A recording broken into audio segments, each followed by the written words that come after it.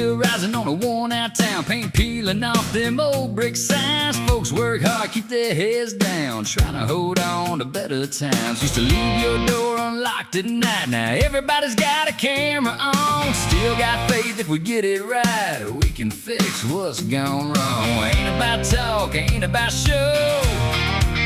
It's about the way we live, the way we know. Let's get back to dirt roads, back to porch lights. Never standing up when it ain't polite. Cold beer, hot true stars up above. A little less noise and a whole lot of love. Red, white, blue ain't a trend we chase. It's sweat on your shirt and calloused hands grace. If we're gonna stand, we don't stand apart.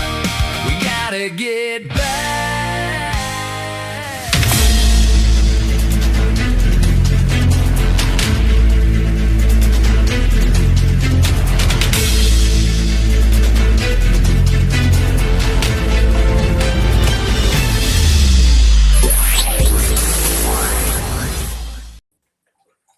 Good evening, everyone, and welcome into Apex News Above the Noise. I am Kyle Thompson.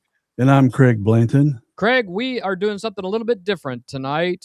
We have one subject, one guest, the whole hour, hour and a half, however long we'll go, and that is with our good friend, Jeff Farmer. Jeff, thanks for joining us tonight, buddy. Thank you. Thank you for having me. We are also joined by the real man of the hour, Ridge Farmer. Ridge is going to be a sixth grader at Woodford Elementary, correct? I get that right? Or Woodford Middle, right?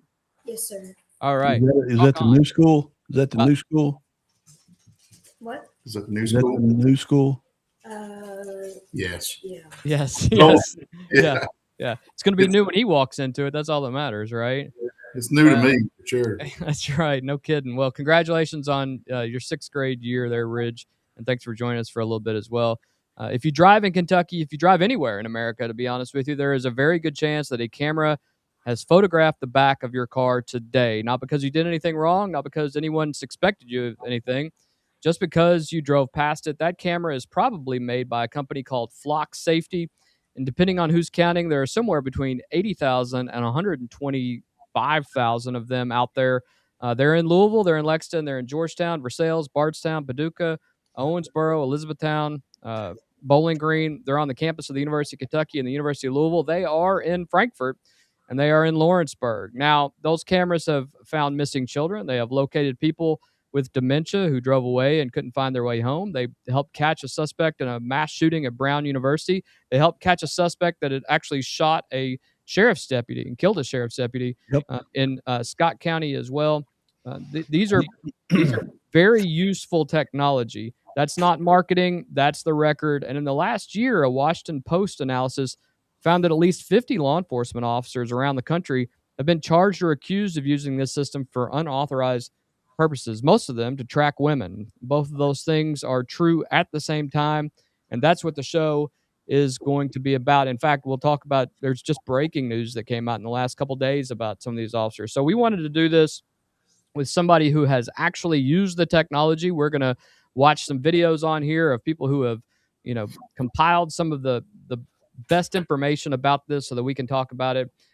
Somebody that has used this technology in this state, in the field, not a lobbyist, not an activist, not a cable news panel. Jeff Farmer spent years as a Franklin County deputy sheriff, where he was in charge of the narcotics department there. He then served as a police officer in Georgetown. He's about to be receive the rank of lieutenant in Lawrenceburg, Kentucky. And it's a department that pushed its own city council to adopt this system. Jeff, once again, thank you for joining us and being willing to take a hard look at this with us and to discuss some of these hard questions with us, because we're going to ask you the hard stuff, and you know those things. We don't do gotcha stuff here. We talked about it ahead of time, but we want both sides of it. Jeff, start with your own path. We want to kind of tell people who you are and where you come from. Franklin County narcotics and Georgetown, and now you're stepping into this role in Lawrenceburg. What did policing look like on the day you started versus what it looks like today, and where does this technology fit in that change? The young guys I work with, they call me the dinosaur. A lot of them do, because really I started my profession at the Fayette County Jail back in 2001, and then I moved over and worked years in Woodford County, and then with Franklin County Sheriff's Office, where I retired, and then I took a job with Georgetown for a year and a half, and I was offered a great position where I'm at now. But things have went, it's changed from in 2002 when I got out. We didn't have GPS. We couldn't just punch into Garmin and get a correct address. It was a laminated map, and a cup of coffee, and we had to hand draw our wreck scenes, hand write our reports and everything has just changed. Technology just adapted over the years, and this is just a new tool that we've got in our belt just to make our job more efficient and easier. Yeah, absolutely. Who was your favorite guy to work with in the Franklin County Sheriff's Office? There you go. That's what I wanted to hear. Yeah. We did a lot of, you all, because I ran the administrative side, but y'all did a lot of activity in Franklin County. Do you think these flock cameras would have helped back then when y'all were chasing the drug dealers all over the place? It absolutely would have back then. That's for sure. There's a lot of opportunities where we could have tracked movement amongst different states. Back then we were chasing the heroin pipeline to Detroit and back, and that would have really helped our job. It would help knock it out a lot faster than we did. When did you first use a license plate reader? It may not have been Flock, but when did you first use a license plate reader, or know any of your folks that were doing that? Walk us through what that was actually like as an investigator, not the brochure version. We want the real thing. We want to tell you, the first time you guys used it. Yeah, absolutely. The first time I really even knew what one were, Sheriff Melton had them installed on the police cruisers, a couple of police cruisers. It actually may have been Sheriff Choir at his beginning. It was Choir. His Choir, wasn't it? I'm sorry. Yeah. So those were installed on some cars, and those cars, they can process data very, very quick. And when they're driving around town, we get hits on stolen cars and things like that, just where the sheriff's unit was driving past it. But where I really encountered Flock at was in Georgetown, and it was busy in Georgetown, and it was a great place to work. I had a lot of fun there and worked with a great crew. But the Flock was integrated in with the dispatch system there, so stolen vehicles, people with warrants on them, people that are burglary suspects. Sorry, barking dogs. That's a drug dog. Barking dogs. People, my oldest son's coming on. People with warrants on them, stolen vehicles and everything like that. It was relayed to dispatch in real time, and it came over our MDTs in real time. And we actually had apps on our cell phones if we wanted to do that. And it was, it's instant information. And I remember maybe one of the first ones I was ever involved with, we had a stolen vehicle coming over from Carlisle, or actually from Paris, coming down Paris Pike, I believe.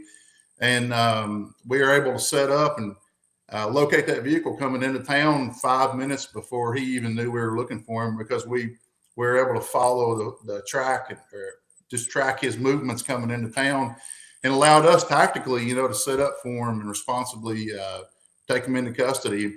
We had so many people out there and all the exits and everything cut off. He looked around, he had nowhere to go. He kind of just pulled behind a restaurant and just got out like, I'm done, So yeah. Now, you said that you tracked him. Was it by the officers being stationed along the road to get him, or were you tracking him from flock camera to flock camera? Flock camera to camera. That's the beauty of it. You can say it's on, I don't know, just to use Tyrone Pike, going into or from Woodford County, coming into Lawrenceburg. We could track it in Lawrence or in Versailles on, say, Rose Hill, and then monitor it coming down Tyrone Pike into Milner.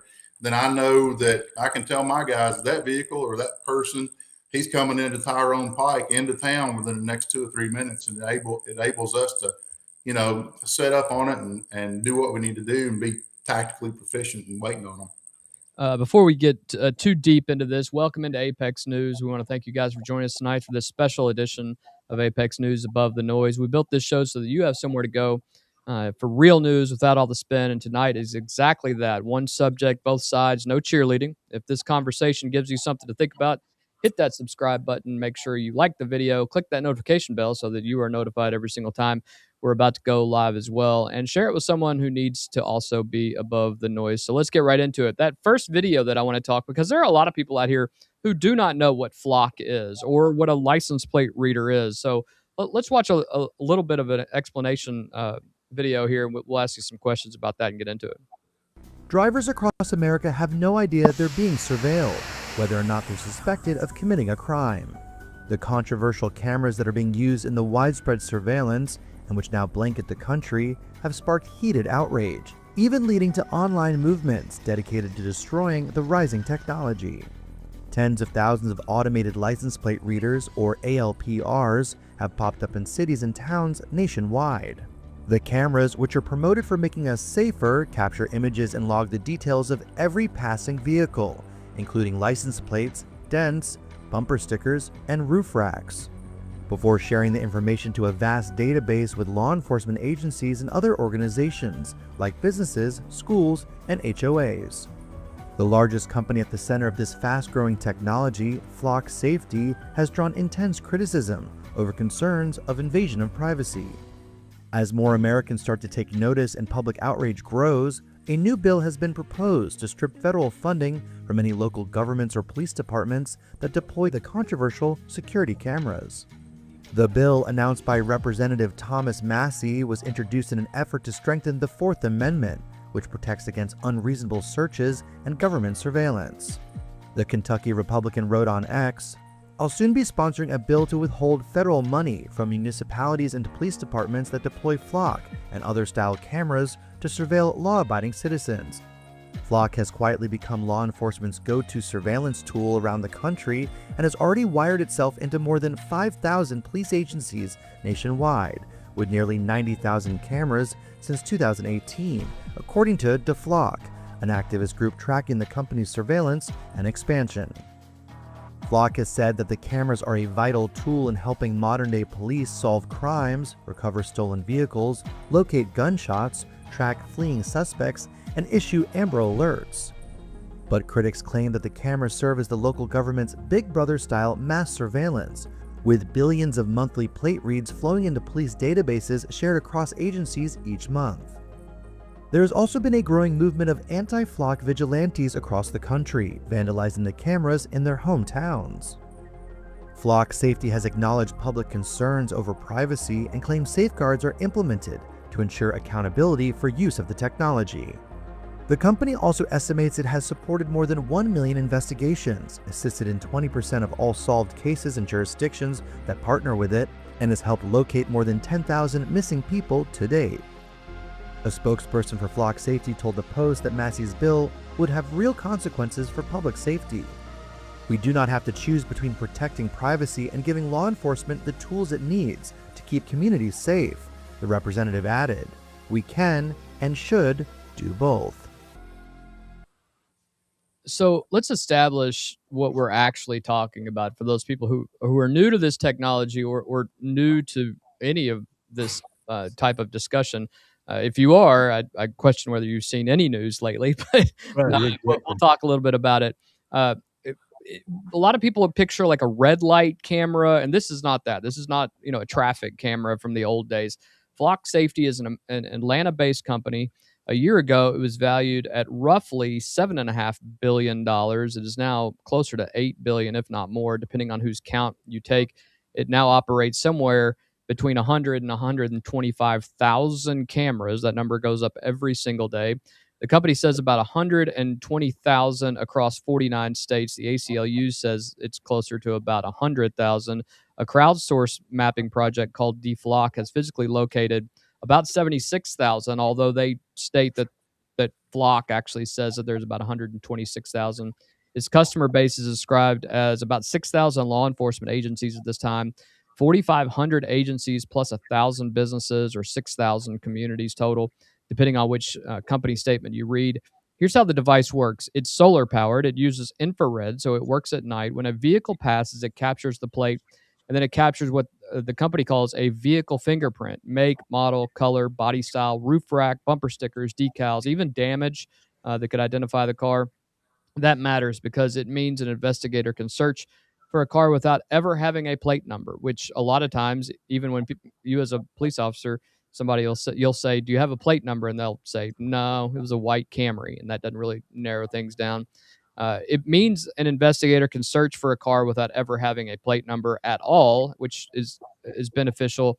It does two jobs on top of that, though. One is the alert. If a plate matches a hot list, an officer gets a notification in the car. The other is the search. An investigator can query a plate or a description and see everywhere that vehicle has been photographed and from camera to camera, as you just said. And one thing it does not do, which we should say clearly, because a lot of people get this wrong, it photographs the back of the vehicle. It is not facial recognition. It is not photographing the driver. Correct me where I got any of that wrong, Jeff. From the inside, what does the system actually do that people misunderstand in both directions? Where do critics overstate what it captures, and where do supporters undersell all the good things that it actually does? Well, everything you said is correct. And the one thing that I hear people talk about that kind of it's misleading is that the flock system, when it takes a picture of your plate, it's tracking your movements and it knows who you are, and we can access that. That's not exactly true. When it takes the picture of the back of your car, it's a picture of a plate number that I, as an investigator, have to do something with. And there's other things that we use, like Lincoln CIC. It's the Law Enforcement Information Network of Kentucky, or the National Crime Information Center. When we have we call it a hot list, or Amber Alert, or Golden Alert, or something like that, and then we have a vehicle description or a plate number that we have identified with that person, we enter it on that hot list. And that hot list really means nothing to Flock, but it has an interface with NCIC, which actually will send us an alert when that vehicle crosses, and it just knows what the vehicle is because of the number that we've inputted ourselves. Who at a department like Lawrenceburg can actually log in and run a search? Is it every sworn officer? Is it a small group? And does the average patrol officer have the same access that, say, an investigator or a narcotics officer may have? That's something we're discussing right now. We've got a new policy just came out, and that's something that Chief and I are talking about. And there may be some restrictions to that, but right now, as a matter of efficiency, we like pretty much every officer to be able to input the information that they need to, and to be able to search what they're wanting to do, because I like them. As an investigator, I like these new guys being invested in it and investigating their own crimes. We had a guy this morning that was working on storage unit thefts, things from storage units getting stolen. And he had a vehicle description and was able to put it into Flock. It cuts through some of the red tape, and sometimes cops are lazy. If you give me 5 hoops to jump through, 5 things to do, I'm not going to do it. So we've got to manage that. I don't want somebody that's got a stolen car that they really want to track down. I want them to have to ask 3 supervisors and a lieutenant, to be able to put it in. But right. There also has to be some restrictions we got to put into. Well, I'll add one correction. Flock does have 2-way cameras. They're deployed some places, but not everybody's buying them because they cost more money. But they catch you coming and going that way. Well, and some states do have front bumper license plates as well. Right. That's why. That's right. I've never seen it, but yeah. Well, we're just doing our research for today, but walk us through the hot list, Jeff. How does the plate get on it? What's it got? What's true before it goes on? What happens to the officers when the alert fires? Because the hot list, and I mean, I know, but because the hot list often means a high risk stop. Right. And that's the moment of real consequences for a citizen who may be driving. And the car could have been, chain ownership could have been 3 times ago. Yeah. So there's checks and balances that we put into that. And me personally, I like another supervisor to look at it before, like if it's a stolen vehicle.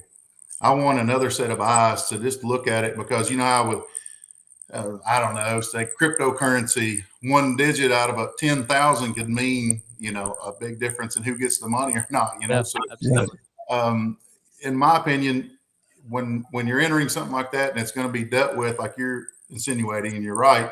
On the other end of that, when your elderly grandmother is driving down the road and somebody input that data in wrong, she gets pulled over at gunpoint. It's a terrible day for everybody.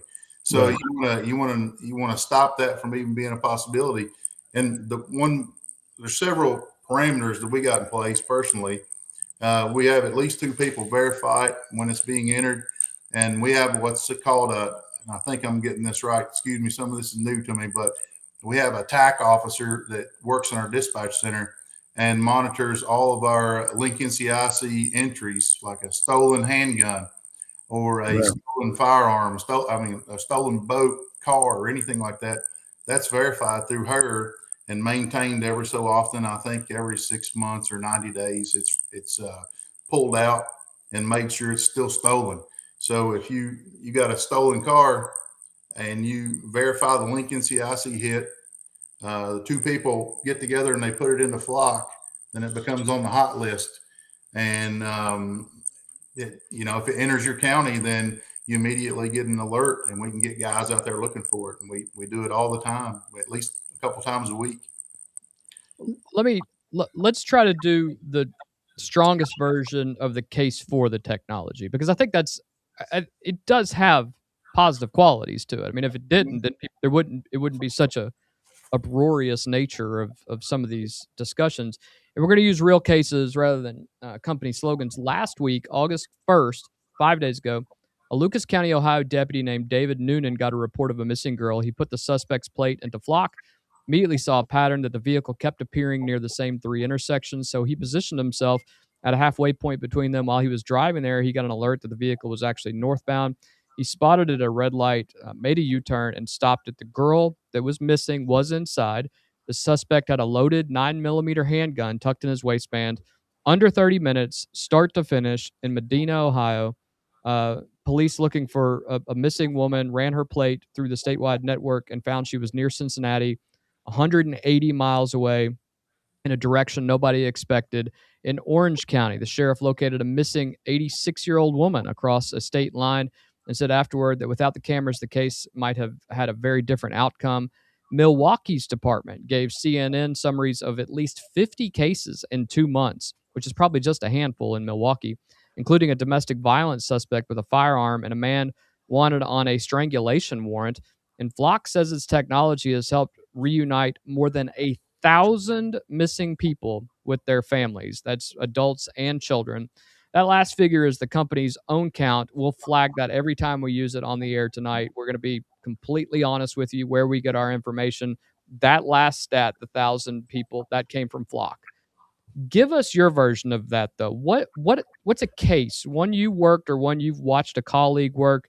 I know we talked about the Deputy Conley case, which was obviously one here in Kentucky we all knew very well, where this technology produced something that old-fashioned police work wasn't going to either produce or wasn't going to produce it in time or as quickly as it could. Me personally, I wasn't working that, but I know a lot of the guys who did. It was a horrible day. Deputy Conley, to prove Craig's point, Deputy Conley was responding to a flock hit. The way I understand it, the person, I won't even mention his name, was wanted from another state, was being looked at here for theft and things like that, and a violent person as well. Deputy Conley was out working the interstate and happened to be in the right time or the wrong place, wrong time. He got the flock hit, attempted a traffic stop, and was murdered. Looking past that, what led to him being captured and pretty much right away was the flock system. It was huge. There's no way, even though there was hundreds of police officers going that direction, there's no way that we could canvass that area that fast, because every time he stole a car or got in another vehicle, it was real time uploaded and hits were coming in straight ahead. And that led to him being captured as fast and safely as the guys could do it. Well, it did. It also helped those communities too, because we were watching it on our phones, and they were saying, if you're in the southern Lexington area, you need to stay off the roads. You don't. There's not a lockdown, but hunker down. We're there is a police chase that's going on. People were watching it from county to county, and it ended just inside Fayette County, if I remember correctly. But there were a number of people in Central Kentucky who were watching that just to stay safe as well. You know, they wanted to make sure schools were okay and everything. He could have gotten to another state by the time that you all located a car based on a description, if you will, because unfortunately the officer lost his life in that situation. You're right. And he every time he took one, that, you know, we had that plate information immediately, and we were able to put it in immediately. And you from one to the next car, I think he stole several cars, and at least 3, I think. And then those were uploaded immediately. And like you say, it was a public concern too. It was being on the news. You know, the reports are coming out just as fast as we could get the information going. And there's just no way that could have happened without the use of flock, in my opinion. I mean, it could have. It would have just been slower. Yeah. Well, Jeff, when I was going to say when we were doing narcotics, when y'all were doing narcotics, every now and then I would go out with y'all, and because I would be videoing the purchase of the drug deal. So you had a civilian out there because we were understaffed. Right. Yeah. And so drug interdiction is one of the places this tool gets hit hardest. Mm-hmm. Vehicles moving between states, you know, I-64 is a corridor, I-75 is a big corridors, 71. How much did plate readers help change narcotics work for you guys? And did it change what kind of cases y'all can build now? I don't want to reveal a lot of trade secrets, but fair. I'll say this: flock builds patterns, you know, and patterns develop results. Yeah. And you say what you want, you know, about being able to track movement, but the drug dealers and everybody, they swap cars, like, you know, they swap rental cars. They take their aunt's vehicle, their grandmother's vehicle, and it's just, there's no way to keep up with all that data at one time. But we can put it into flock as we get it and manage it. Put it into flock, and then we can compile a list and watch that movement and build those patterns. And those patterns build cases, and that's what people want. They want because y'all would give me your, you know, when we got the cameras in the cars, y'all come back from a shift or come back from incident and say, here, download this and get it ready for presentation to somebody. Yeah. And that's so much slower than the instantaneous things you get right now. And then somebody can pull it down much quicker than me scanning through a thumb drive off of a car. It's right. One thing that I'll point out, you talked about understaffing. Every police department is understaffed. I mean, even small ones. Lawrenceburg's not a huge police department. Although you have Matthew Kuhn over there. I think he's like 4 officers, right? Is that he does the work of 4. That's right. Well, no, all joking aside, Frankfurt's current chief, he was the deputy chief at the time, and his staff made the staffing argument when this came to Frankfurt the first time, that a department short on officers, which Frankfurt has notoriously been anywhere between 10 and 15 officers short, can cover more ground with cameras. Is the technology genuinely filling a hole left by a hiring crisis, or is that an argument departments reach for because it's the easiest one that gets budgets approved? Well, that's the same thing everywhere. We're all short. It's hard to find quality people that want to work for the amount of money we're making, to be honest with you. It's just a fact of life. But I think that's probably, there's some truth to that. I mean, I can think of, well, especially in the investigation section at the department, those guys are busy. At every department they are. Frankfurt's got a lot of stuff going on and they're busy. So, you know, think about it, and the way I think about it, and what he probably meant is, if they're working a burglary suspect or they're working a homicide or something like that, and they're trying to track down a vehicle, and he doesn't have the ability or the money to assign 3 or 4 detectives to go do it, you could put that information in the flock and track it, you know, remotely and real time. I think that's probably, in my mind, that would be a absolute truth to what he's saying. Yeah. Well, one thing that our buddy Zach Rivers posted on my page when we were talking about this is silver alerts, gold alerts, missing kids. You know, I thought my kid was missing once, and I was damn near panicked. Yep. And he was at my cousin's house one street over.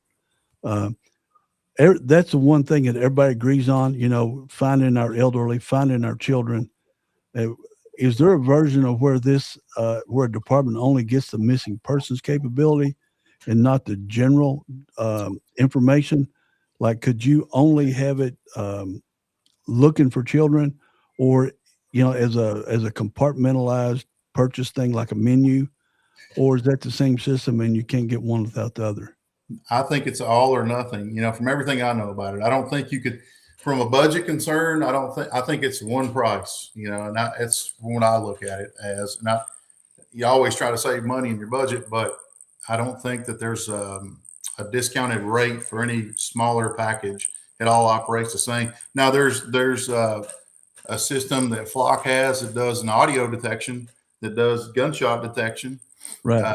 That's a serious upgrade that a lot of cities can use, or probably do use, but we don't have any access to that. Now let's do something that essentially anybody who has these debates or discussions will not do on this topic, which is look at the actual research.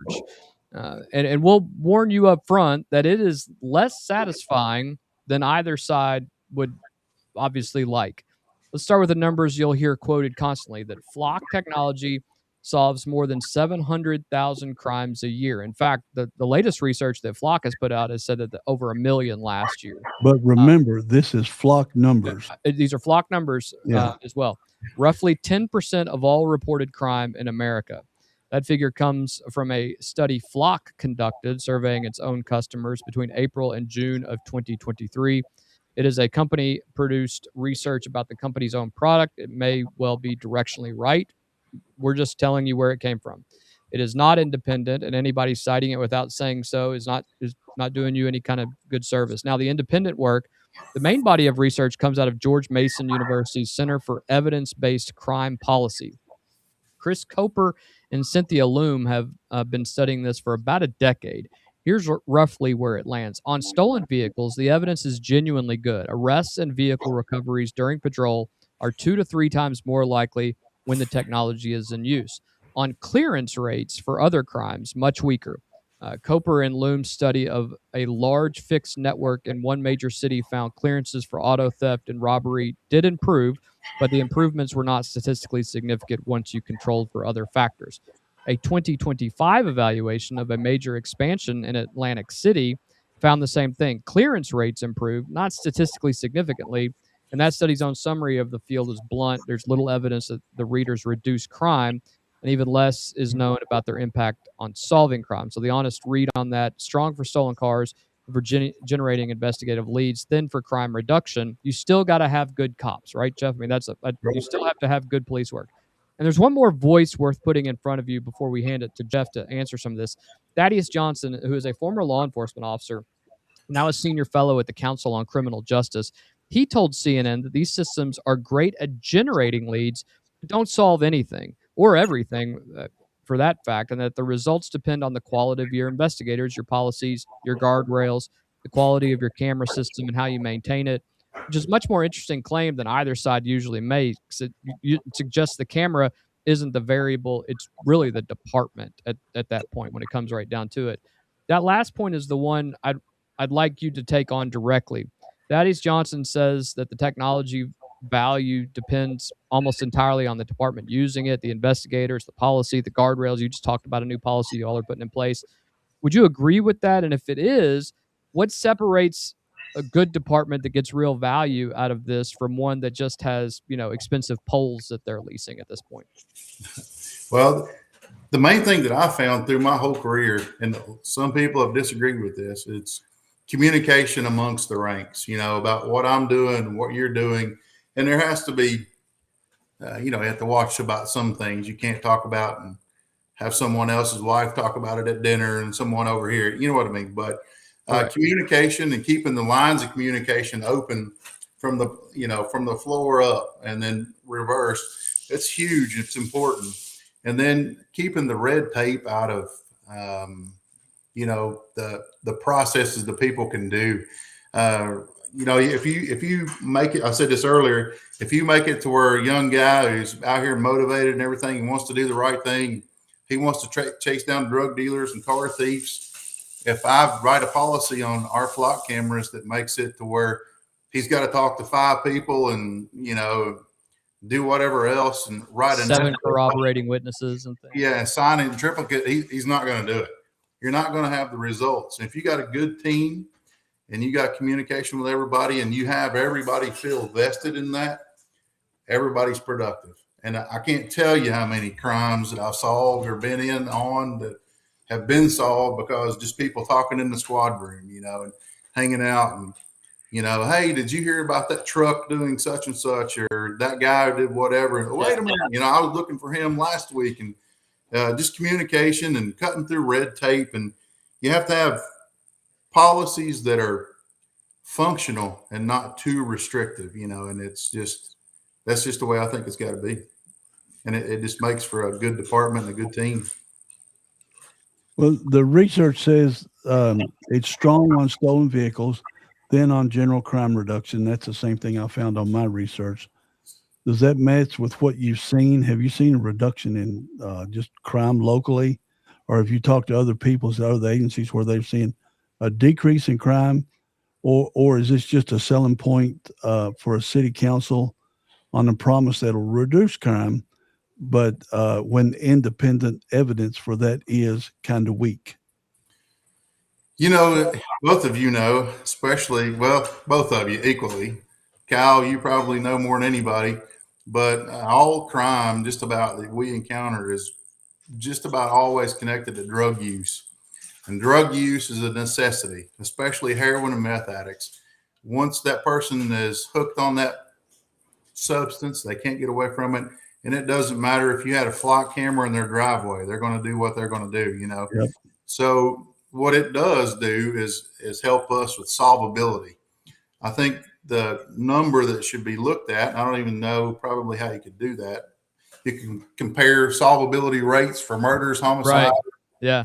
or else pre-flock and after flock, and I guarantee you it's very much higher. After flock, that's where the squeeze is. I think that's the selling point. It's not. Now, is that research you've done, Jeff, or is that anecdotal? Because the research I found was murders didn't decrease because, like you said, people are going to commit the crime. They're going to commit the crime. No, I believe you're right. I don't know that it's going to decrease it, but what it is an investigator. It's going to be the solvability is going to be increased. Right. Yeah. You're probably not going to decrease the occurrence. You're going to increase the solvability. Well, and that leads to the bigger question here, which is how do you count a case as solved by flock? I mean, it's a tool. It's like all the other tools you have. You have your drug interdiction tools, and you have your CIs, and you confidential informants. For those of you, you have all the other things that at your disposal. Your own surveillance and things of that nature. If a camera gives you a lead and then 6 weeks of detective work makes the case, whose win is that? Is that do you work? You as a police officer, you don't give a damn about what led you to solving the crime. You just want the crime solved. Agreed? Right. You just get it done the best way you can. But I don't know if there's a way to track that, like how what really solved it. The detective or the flock camera, it's probably not the flock camera, to be honest with you. A detective or a good patrolman that's got a good hunch or following their gut is always going to do better than any other device you have, to be honest with you. But it can't hurt would be my point, and then using it together, and then it's going to be a team effort anyway. It just comes down to it. And like you said, who cares why we solved it? Just as long as we solved it, as long as we helped somebody. Would it, when we did federal overtime, how we tracked like 8 or 9 different categories. Y'all give me all your tickets, and then I would have to categorize them so that we could turn it into the feds, and then they would determine how much federal overtime we got next year. You don't see nothing like that coming forth with flock cameras to justify their the taxpayer dollars spent and the existence within your agency? Well, I don't know how you could track that. That's something I have to think about because, like, we Yeah. could go on the KY Ops portal and pull those numbers because those are hard numbers that officers Yeah. have written. They physically put pen to paper and wrote it down. I don't know how we could prove that a flock camera helped me solve a crime more than my partner did. You know what I mean? I don't know if there's a quantifiable way to do that, but Yeah. I just know that from experience, it don't hurt you, you know. Okay. Well, You talked about deterrence. You and I, we joke about this sometimes. It's kind of sad. You could put a camera right in front of a dope house, or people, known users. They're I may have. you may have done that. They're still going to use, and they may know everything that's going on there, and their deterrence is not necessarily the thing that these cameras are made for. Although, I mean, if you get anybody to not do something, that's great. But deterrence is not really going to stop a drug user usually. Agreed? Oh, it won't. And it's just when it happens, when someone becomes an addict or they become that type of person, they're never clear thinking anyway. You know, it's just what about the drug dealer? yeah. The only thing they're worried about is how they're going to get it and where they're going to get it next. And it's just you can put a GPS on their car. They don't care. They don't care. It doesn't. Let me ask before we go to the next topic. I was a big fan of making information available of stopping the crime instead of trying to catch them after the crime. Mm-hmm. I see that open records requests aren't allowed for flock cameras. They don't advertise where they are. Would it deter crime? Do you think would it deter crime if a city said, "Hey, we've got 50 flock cameras in our county. Most of them are hidden where you can't see, and they're in targeted high crime areas." Do you think that would slow it down any? I just don't. It's not. It will. It'll slow down. Probably it will slow down the solvability. To be honest with you, because they're going to take the back roads, go around them, stay away from them. Me personally, the way I view it is, I want them in high traffic intersections or big interchanges, high traffic flow areas in and out of town. High accident areas, would that be? No, I just want them to where people forget about them. Especially the criminal. I don't mean that in a nefarious way, but if a criminal's out here stealing from grandmothers and he drives by a flock camera 30 times a week, I want him to forget about it. Yeah. Because your grandmother that's going to church, it's not going to affect her life at all until I need it as an investigator to help her. Right. That's the way I look at them. We do have a question, and Alvy, who is one of our regulars, Alvy is wondering if businesses or other countries can use the information. We're going to talk a little bit about that based upon some of the information and deep research that we've done. And it's a good question to lead us into the next part of our discussion, which is the misuse problem. Right now, there are bad police officers out there, and sometimes these bad police officers do really dumb things. And it has been a problem that has popped up, and it is one of the reasons that there has been a push recently, at least in the last 12 months, of individuals protesting flock and all of those aspects. So let's get into that video right now, and we'll talk about what we find in this video. It's a debate intensifying across the country. Your community is telling you that we don't want this. I think we should completely remove them. Here in Pasadena, California, residents and city leaders grapple with what to do about Flock, the leading manufacturer of automated license plate readers, or ALPRs. The cameras are installed at intersections and capture detailed vehicle data, which AI can analyze to identify people and alert authorities who say it's an important crime-fighting tool. But critics argue the cameras have created a mass surveillance network that's been tapped by federal immigration agencies like ICE to surveil protesters and monitor individuals. The battle over controversial flock cameras in Troy is heating up. It's playing out across the country, from Troy, New York, where the mayor declared an emergency to keep the cameras running after public pushback. Get the flock out of Troy. Thank you very much. To Dayton, Ohio, where authorities took to covering its cameras with what looks like garbage bags after the city voted to suspend Flock. Across the country, at least 57 municipalities have canceled or let their contracts with Flock expire over the past year, with 15 more rejecting proposed Flock contracts due to community pushback, according to data compiled by NBC News. So this is above and beyond the license plate detection, and you can see that it sort of follows him in the shot. Yadi Yancey and Nick Rabb are co-founders of DeFlock Pasadena, a grassroots organization hoping to pressure Pasadena to cancel its existing contract with Flock. What's the biggest concern here?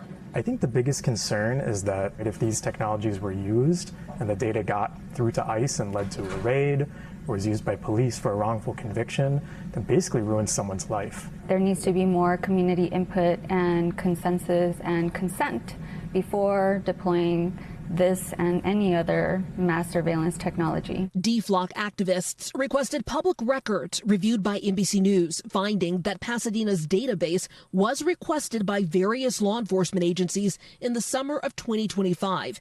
In dozens of those requests, the reason given included FBI or ICE. One specific query on June 9th, 2025, confirmed by the San Bernardino County Sheriff's Department, listed ICE protest as the reason for a search of 830 separate surveillance camera networks in Flock's system, including Pasadena's Flock cameras. The search request came on the very same day as a peaceful protest at an ICE facility in San Bernardino. Flock says it had pilot projects with several federal agencies during this time period, including with Customs and Border Protection, but says that all its federal pilot programs ended by August of last year. However, according to Pasadena's transparency portal maintained by Flock, it was still sharing its data with a regional intelligence center that facilitates information sharing between local, state, and federal agencies until last month, discontinuing access after NBC News reached out. In emails to NBC News, the city of Pasadena says it's taking a, quote, cautious approach and is working with the city council to identify next steps for its Flock program. Do you feel like Flock has done enough to... Let me stop right there for a second, Jeff. How do you know what criminal to look for and which one not to look for? Like they're saying, they don't want you going after illegals that have crossed the border that are committing crime. But then you got the regular American that's committing. How do you know the difference? That's a good question. Okay, we'll leave it there. Safeguard their system so that this is not accessed by those federal agencies? I would say no way. And trying to, make it appear as if this data is, for example, in California, staying within California, but there's so many other ways that data can get outside. In a statement, the Department of Homeland Security says in part that it does not maintain a contract with Flock Safety and that it's, quote, using all lawful tools to remove dangerous criminal illegal aliens from the U.S. They own those the concerns about whether or not this data is being shared with ICE. Flock does not have a relationship with ICE. Flock insists it's strengthened guardrails to secure the data that's being collected and says where it's shared is really up to the local authorities. Well, cities actually control the data completely and have complete authority over how it's being used. So is this where you watch all the magic unfold? It's completely changed the game. Like in Alameda County, where the sheriff's office says the technology has been invaluable. We got a behind-the-scenes look at how Flock technology is being used. You hear an alert tone. What does that tell you? So the alert tone is related to the license plate readers, and it lets us know that there's been an activation. There's one right now on That's a vehicle video traveling camera there. That's a traffic camera. Does that sound right, Jeff? That's not a Flock camera, is it? This is a little misleading. They're showing you a traffic camera. Yeah. And they're not showing you, and I don't even think we're connected. No, it's not connected, but I don't think we're even allowed to show you publicly what Flock looks like. But kind of behind her down here on the left, that's kind of what a Flock search would look like. If you're looking behind her to her down behind her, that's showing you cameras or that's showing you still images from what I can tell. Still images, not video. Yeah. But what he's showing you is traffic cameras. And that's what an alert sounds like when it comes through. And that's just something that they've inputted and asked the camera system to look and alert them for. Right. Yeah. Well, that's a good stopping point on this particular camera or this particular video. Number one, because I'm shocked that NBC would mislead anyone with any of their reporting. It goes further. It does. It does. Video. But this is the hardest part of the story, and it's one that is starting to kind of rear its ugly head. In fact, over the last 5 days, just a simple Google search will show you that 4 different departments on the East Coast, including 2 in Georgia, 1 in Ohio, and 1 in North Carolina, have all terminated police officers for improperly using this. 2 days ago, the Washington Post published an analysis of police and court records finding that at least 50 law enforcement officers around the country have been charged with or accused of using license plate readers for unauthorized purposes. Flock's system was involved in 46 of those cases. The rest involved competitors, but essentially the same technology. ALPRs, Yeah, and 26 of them, investigators and prosecutors, so half of them, said the officers used the technology to spy on their wives, their girlfriends, their exes, or their exes' new partners, or women they wanted to meet. A little creepy. Wasn't one of them a police chief, Kyle? Yeah, assistant police chief. Yeah, okay. Yeah. Some specifics, because the pattern matters more than any one case. In Milwaukee, an officer used the system to check his romantic partner's location 124 times, and that partner's ex 55 times.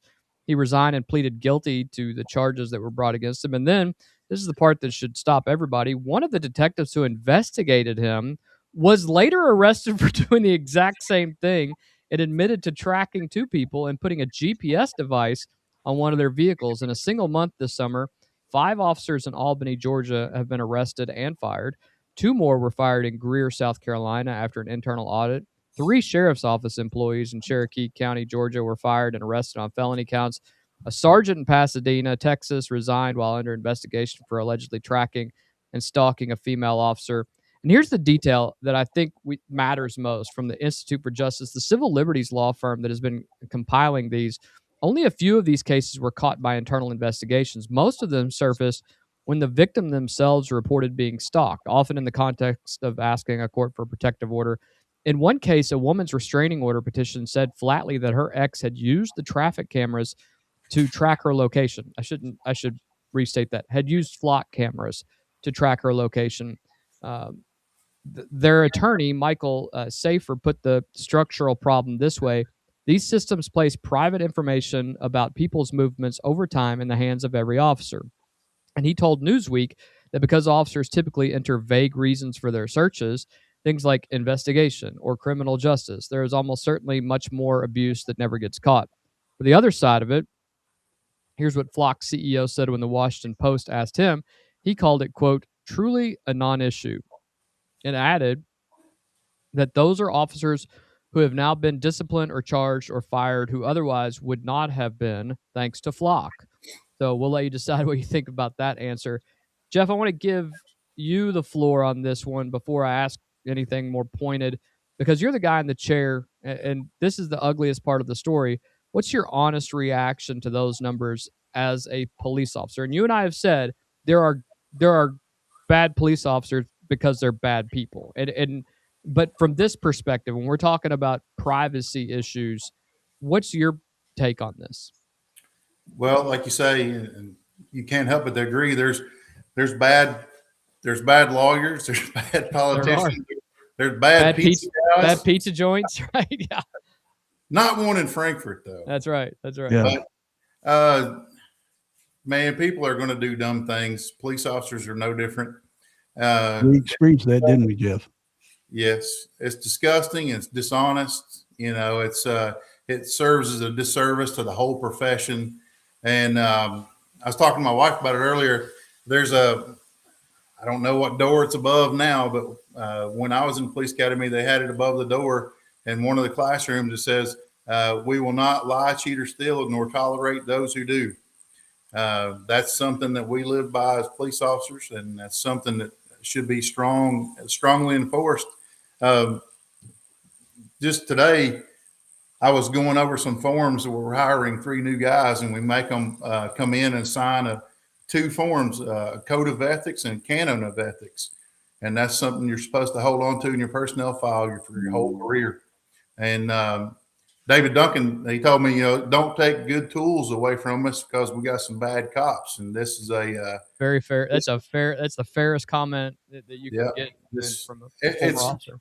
And it's I give the same speech to the guys when I give them access to this. And there's programs you and I have talked about before, like TLO and Clear. If you want to worry about data collection, worry about that. But Clear's the man. Yeah, well, it's a great.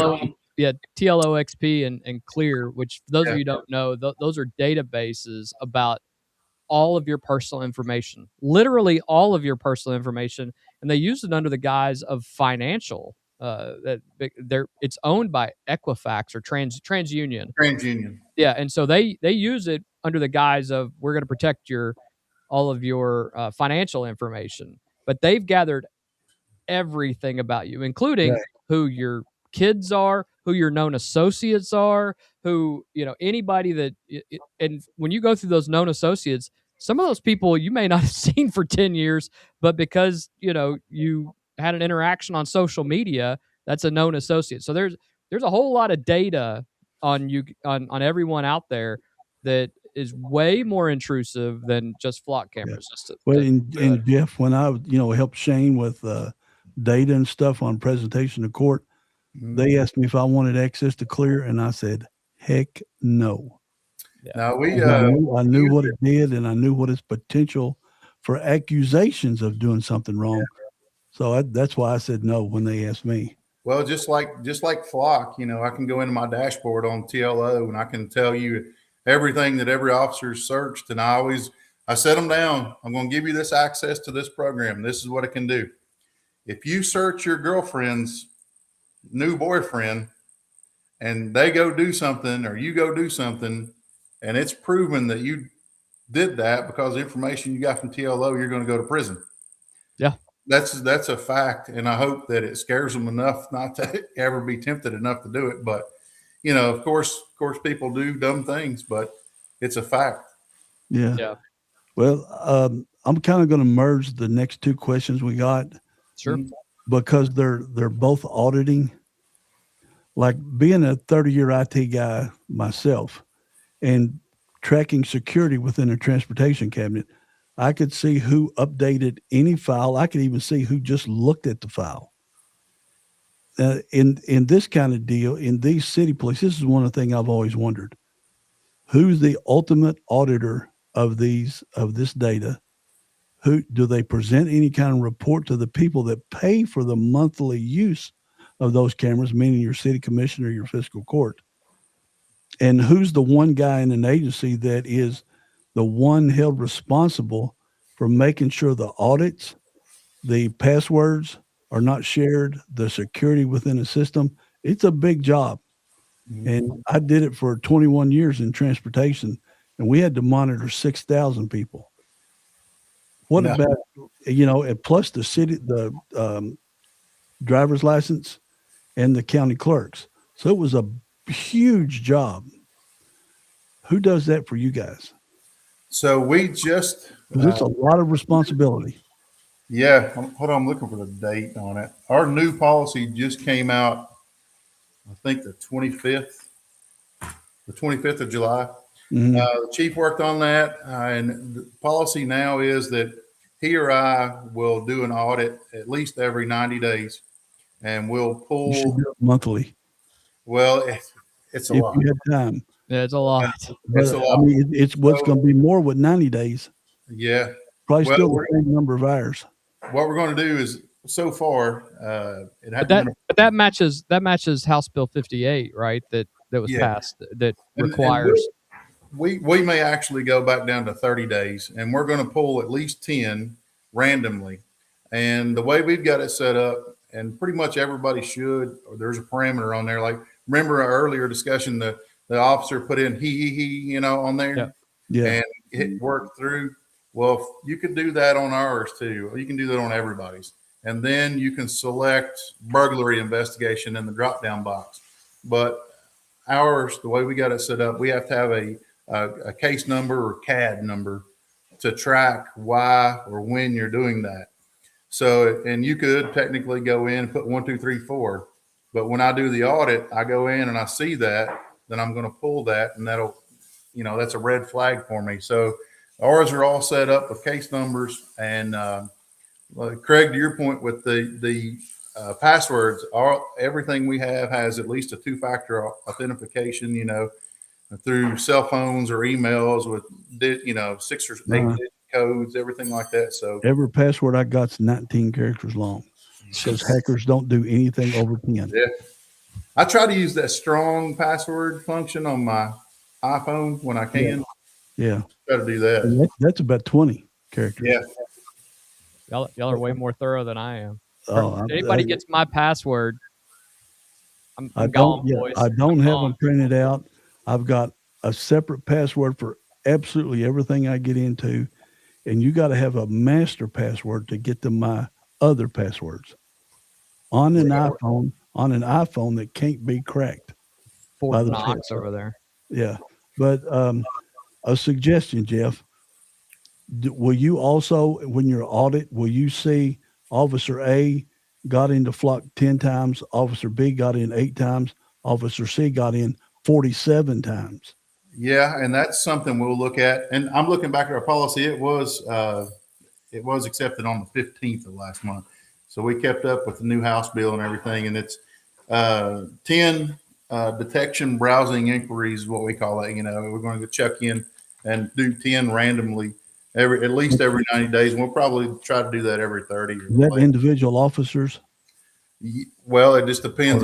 You'll go through it's on their dashboard. I wish I could show it to you, but it'll just show a list of inquiries, and I'll just randomly pick one. Okay, but will you do one on a count? Because everybody will have about the same, probably. But you'll have, you got the proactive guys will have 80, and you'll have the old guy like me. You'll have 2, 3. So well, I remember the old guy like you used to have 80. Yeah. So I'm just wondering. Yeah, that's just the thing we did. We looked at high activity. We didn't go talk to them. We just looked to see what their activity was before we called them in if they were searching license plates on state vehicles or something like that. If they were just being stupid, is what you're saying. Right. Yeah. And our penalty, and the same thing with you all, the reason we didn't have a whole lot of it, we did have a lot of gasoline theft till we started looking at that. They lost their job. Cops do that too. Had a state trooper, one of the first things, I got called up to KSP headquarters to the deputy commissioner who I hadn't met. I'm still good friends with today. That officer steal 12 gallons of gas. He had his wife pull up behind him, and he filled her car up. And all they had to do was admit it, and he'd get a short suspension. But he never admitted it, so they terminated his job. And so all we did, we had like the tank, the Crown Vic would hold 22 gallons, put it on 24. Every time it exceeded 24, I got a report. Mm-hmm. We caught so many people till they figured it out, and then it went down to 0. Well, I think our guards will figure out the average mile per gallon. Let's talk about that though, because the Milwaukee case is the one that I can't get past. That's the one that is just kind of ludicrous. The detective investigating the misuse got caught doing the exact same thing. That's not a rogue officer. That's a culture problem. And Jeff, you have not only been in multiple offices, different agencies, which you left all of them on good terms, but there are some officers that just hop from agency to agency, and then there are some agencies, and we will not mention them on here, that they just have a culture problem, right? I think that's a fair way of putting it. How does a small department like Lawrenceburg or Frankfurt or Versailles, how do they make sure it never has that type of culture where it's considered okay to do this kind of thing? And what should the penalties be for police officers that misuse that trust? Well, anytime you have an abuse of trust, it's something you got to really look at, because that's ultimately the citizen is at the worst time of their life. A lot of times is giving you the ultimate trust to make the best decision you can, So even though, that's one extreme and using flock improperly is another extreme, it still shows a pattern of attitudes and, the way you think about things and this and that, and the way you conduct yourself as a human being in general. But, it starts from the top down. At Georgetown, when I was there, I was always impressed. On Tuesdays, that's when the department was stacked. At, I believe it was 2 p.m. and 10 p.m., you had a lieutenant or higher come in for and it was often the chief, even on a Saturday night during the Super Bowl or whatever, Sunday night during Super Bowl, he would come in and be in full uniform with a vest on and body camera and everything, just like you're supposed to do. And he would do a roll call with everybody. So it starts at the top with just like the chief and all the way down with accountability and holding everybody else accountable. And when the higher ranks set that culture and set that tone, everybody falls in line with it, generally speaking. Yeah.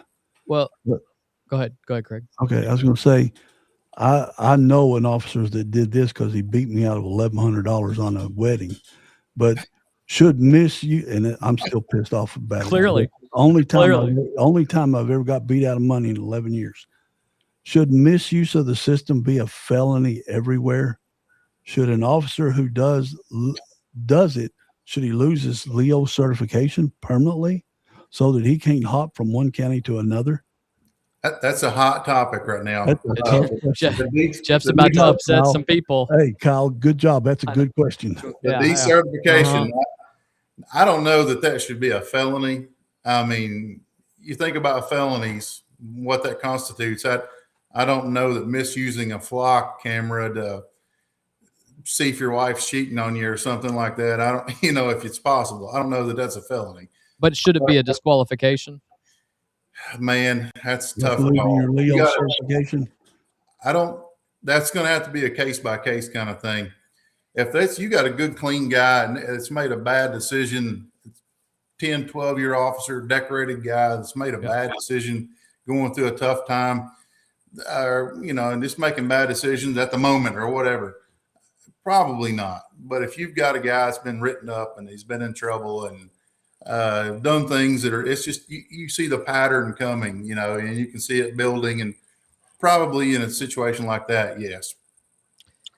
Well, let's get to the bigger structural worry. And I think this is where a lot of the discussions come from those who claim that we're moving into a surveillance state at this point. And this is where some of those arguments come from. It's about the network. Because when a Kentucky department buys these cameras, the data doesn't necessarily stay in Kentucky. Now, we were just seeing there that California has a law that it has to stay in California. Here's what audits in other states have turned up. In Illinois, the state ran an audit after Texas police used Illinois camera data to track a woman who'd received abortion care in Illinois, which is legal there. The audit found that Flock had allowed Customs and Border Protection to access Illinois cameras through a pilot program, in the company's own words, Flock leadership was unaware of. That violated an Illinois law explicitly barring plate data from being used for immigration or abortion-related investigations. 47 agencies had to be cut off. Evanston terminated its contract and pulled all 19 of its cameras. Oak Park did the same. In Dayton, Ohio, an audit found roughly 7,000 immigration-related searches run by outside agencies against Dayton's cameras. And we're gonna show the DFlock stuff that comes out as well, and it's from DFlock. So obviously they have a bent and a reason they put stuff out here. But there is a video here, another about 5-minute video that we're going to watch that discusses the DFlock movement and what the greater concerns are. In Boulder, Colorado, inside a small coffee shop. The brighter areas are where the really high density of flock cameras are. Will Freeman runs the largest police camera tracking system in the nation. If you click on any of these police departments, it'll show you who they're sharing with. So the lines going outward are the agencies that can access their data directly. It's called DFlock. The app shows where the cameras are and which way they're pointed. How many cameras have you mapped? 88,970 cameras at the moment. Why did you want to do this? The main reason is to show people how invasive this is. Flock license plate readers take a time-stamped photo of every vehicle that passes every camera. Police can search your historical travel information for 30 days. This creates a searchable database of everyone, not just the suspects of crime. Security researcher Ben Jordan. And it's like if you were to build a graph of that sheet, and plot it to a map, now it's as if you've had a GPS on your car for an entire month. By your own publications, 700,000 crimes a year are solved with Flock? Flock Safety Chief Communications Officer Josh Thomas. Reported crimes in America, yeah. So there's a lot more that probably are being helped that aren't being reported. But yes, we have about 700,000 crimes that we are aware of that are being solved in part with evidence that's derived from a Flock safety device. In order for that historical data to be of investigative value, you have to track every car for 30 days. Again, I would challenge you on the word track. Tracking the whole of your movements is very different than knowing that you passed by one specific camera, 24 specific cameras. Those are different things. And then the examples of tracking that vehicle from location to location to location. But Flock's own webinars talk about its license plate reader's ability to track vehicles and people. And we were able to track him all the way over to another state in Kentucky. And you're able to track your suspect's movements. You're saying Flock does not track people, correct? Track people, that's right. And hold their movements like you asked. We're not tracking people. But what do the Condor cameras do? They literally are designed to track a person, aren't they? Not to track a person, no. This is a Flock camera known as a Condor. Unlike the Falcon license plate reader camera, you'll notice this does track the movements of people. Whether or not it was designed to specifically track a person, you can see right now, in real time, no matter which way I move, the camera moves with me. Wouldn't that scare the crap out of you? Yeah. Now, before we go any further with this, you have to beg the question: how do they have this footage? And so that's it's gonna tell you in a second. It's gonna tell you. Yeah, they are, but it reminds me of the moon. The moon landing when they had the video of the thing taken off to come back to Earth, and you're like, they left a guy if he's videotaping. 1969 technology, they can do it. Yeah, you have to worry about that. Good Deeds does ask where are their cameras made? They're made in Smyrna, Georgia. Cobb County, Georgia is where they are made. And this video is sent right back to the police department to alert you when it sees human movement, and it will actually acquire and track that person as they walk or people. When I walked down the path and I moved, the camera followed me. There's an object detection feature that you can set up. It's called Guardian mode, that allows the camera to just know if there's movement from a person in the screen. It is not tracking where you're going to go, where you're going to leave, or you're going to start and stop. These started popping up weeks after hearing Flock say these only record license plates. They don't take pictures of people. That security researcher, Ben Jordan, found the same Condor camera streaming openly online. No password required. And they quite literally use AI to zoom in and follow you around whether you're a person of interest or not. At one point, I think we had found over 70 cameras. I watched a man leave his house in the morning in New York. I watched a woman jogging alone on a forest trail in Georgia. And I was able to read the CEO's statement about having never been hacked in front of a camera and then access that footage later. If a person were able to gain physical access to the device leased to the city, which is illegal, they still would not be able to gain access to the footage, as the data is only stored for a very limited time duration on the device following its transmission to the cloud. This was, which is what he's actually doing. He's actually doing it while the guy's saying it's recorded. Openly streaming to anyone who could go on a specific search engine and scan open ports. Was that an accident? Yes. Verizon sent us the wrong SIM cards that had a public IP address. We have a lot of sensors in the world that don't have that. Roughly 60, 70 devices had a public-facing IP address. Second we learned about it, we fixed it. What if a police officer uses Flock cameras to stalk their ex? What if an abusive partner uses it to stalk their ex-girlfriend and her new boyfriend? It's already happened. A police officer was arrested accused of misusing the system to track someone. There have been multiple incidents where police officers, even a police chief, were arrested for using LPR cameras and specifically Flock to stalk or harass their exes. It's a horrible use of the technology. Tools aren't designed to do that. This is why we built an audit log, and we work with the appropriate democratically elected governing bodies to hold those people accountable. You have to consider human nature when you implement things like this. No one's perfect. People are going to abuse it. Back in that Boulder coffee shop, Let's see, direct route, 4 cameras, and that's just to go 1.7 miles. Will Freeman added a special feature to DFLOC. It also allows you to route around these things. Yeah, it goes from 5 minutes to 14 minutes. This is just what you. But it avoids all the cameras. And there's an epidemic, as we all know, of mass killings in America.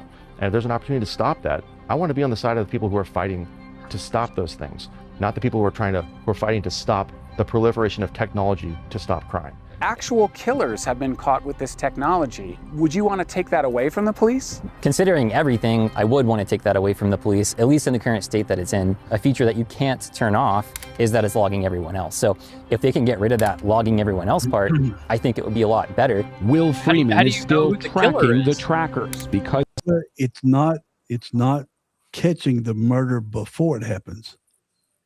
It's not Minority Report. Right. That's a movie reference, Right. Craig. I know. I know Minority Report. Yeah, Okay, all right. Just making sure. No, it's high. That's right. It's Good a one. future movie. I know. Yeah. I know the techie Yeah. movies, but Yeah. it doesn't stop it before it happens. It helps Jeff and others catch them after the fact. So that guy. Well, that and guy who was do you not- know who the killer is when he says they're getting the killer, but they're getting everyone else? How do you know that the killer isn't one of the other Right. people, or that other person that's being caught may also be a missing They're person? both Or- exaggerating. The I don't. DFLOC Yeah, guy both and sides are. the PR guy. They're both exaggerating on what it can do. Even the video, Yeah, every time they show it, it's live motion. That's Right. just the way it Not is. images. Right. Well, 2 more things, and we'll hand it over on some other issues. But first, the search reason field that you talked about, the thing that's supposed to be the accountability mechanism. An audit in Oregon found that the officers from one department ran 20 searches against another city's cameras with the stated reason, he, as you said, just that. In the same period, there were 111 searches with the reason listed as investigation. The ACLU of Massachusetts found the same pattern, officers typing investigation or just SUSP, period. Second, Flock's response, because they have made real changes, it's only fair to list them here. In August of 2025, they blocked federal agencies from requesting sharing with California agencies. In November, they let agencies enroll in filters that block immigration and reproductive care searches. In December, they began requiring an offense type on every search. In January of this year, they added a single toggle that lets any agency shut off all federal sharing at once. So, I mean, they're putting safety measures in place, but I think it's also important to point out that one of the things that was mentioned in there is this is the network feature on DFLOC. Okay, so the center where all this is coming from is the city of Frankfurt. Now, to be fair, DFLOC says that they are using AI to determine where these have been sent because Frankfurt does not release this Yeah, information. I don't know how he Frankfurt comes up with this. Yeah, so that there's some AI tool that they're using based upon, I don't know, arrests or otherwise. But Jeff, I would assume that this is similar for all law enforcement agencies, that if you are sharing it, and you can see it, it's St. Louis, it's Memphis, it's Detroit, it's Atlanta. I mean, there's a reason that they're sharing with these agencies, and that reason is High crime. It's high crime area, to be honest with you, and it's where a lot of things lead back to or from. It's source cities for narcotics. It's undeniably some of the highest statistical murder rates in the country. Those suspects flee to and from one of those states to even Frankfurt. We've picked up a lot of murderers in Frankfurt. Yeah, it's surprising. When I was working, it was Detroit, Columbus, Ohio, Cincinnati, Ohio, and Indianapolis. Mm-hmm. That was where most of the people that you guys would arrest, that's where they were buying their drugs from. Yeah. Well, and one of the things that I always say to people is that the drug rings figured out the marketability of Frankfort, Kentucky, and Franklin County before Frankfort and Franklin County figured it out, before their tourism aspects did. Frankfort is at the crossroads of 64 and 75, the two most traveled interstates in the eastern east seaboard. of the Mississippi. And so if you're running drugs from Detroit, or say a pill mill down to Florida, they're driving through Frankfurt. And so you guys were very, very active during that time.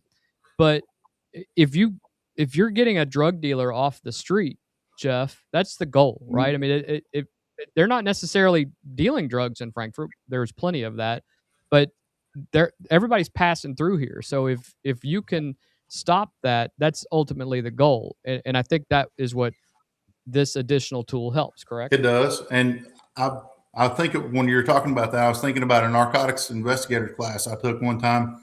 And, before the body scanners and things were in airport, that cut down on a lot of it. But Louisville, Kentucky was one of the hubs for unloading more drugs than anywhere in the country. And the guy said, think about it. You're 5 hours from anywhere. Yep. And in Louisville, Kentucky, you're 5 hours from anywhere. And what's right along that corridor? It's Frankfort, Kentucky. It's Georgetown, it's Lexington. If you're going to Atlanta, you're going to probably pass right through those areas, and it was a huge influx of drugs. And then Detroit, Detroit was a huge hub, and it just fed into this area, just like the Peel pipeline coming up from Florida destroyed Kentucky at one time. And we got 60 people off of that Peel pipeline off 2 different investigations. Mm-hmm. For those of you who are watching, this is Franklin County, Kentucky.